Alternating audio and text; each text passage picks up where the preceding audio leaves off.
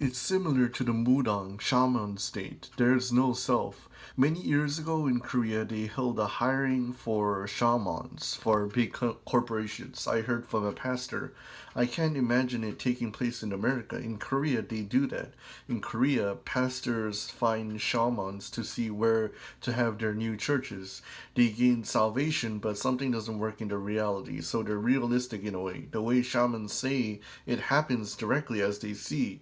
So pastors visit shamans. They gain salvation, but they can't let go of their limit and reality's limit. So in Korea, that's not a surprising thing. A corporation formed and they need a shaman to cover for them. But they made this a TV show. Candidates are lined up. Two or three were left. Competition was fierce. Why? Because every month wages is given out are given out. What kind of job like this is out there? In Korea, teens are suffering under job shortages. Even though there's no customers, wages are given. Competition would have been fierce. The elite shamans would choose. They would compare between two. This person is the winner. Why? Because there's nothing that's his.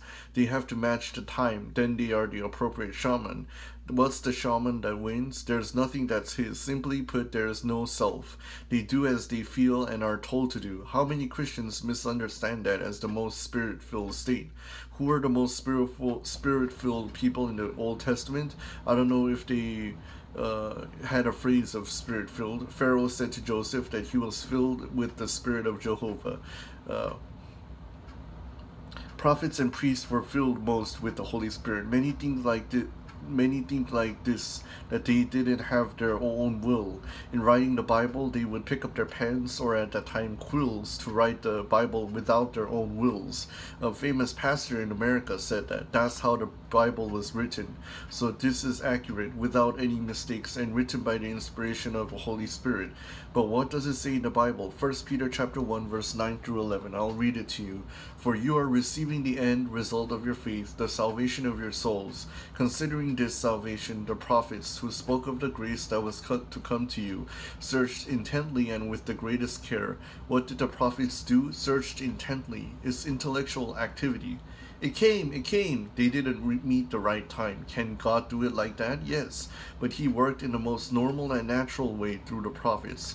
Let's keep reading. 1 Peter chapter 1 verse 11.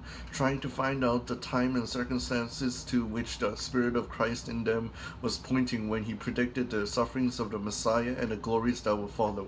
What does reconsider mean here? Not in the court terms, but diligently study. That's the meaning of reconsidering.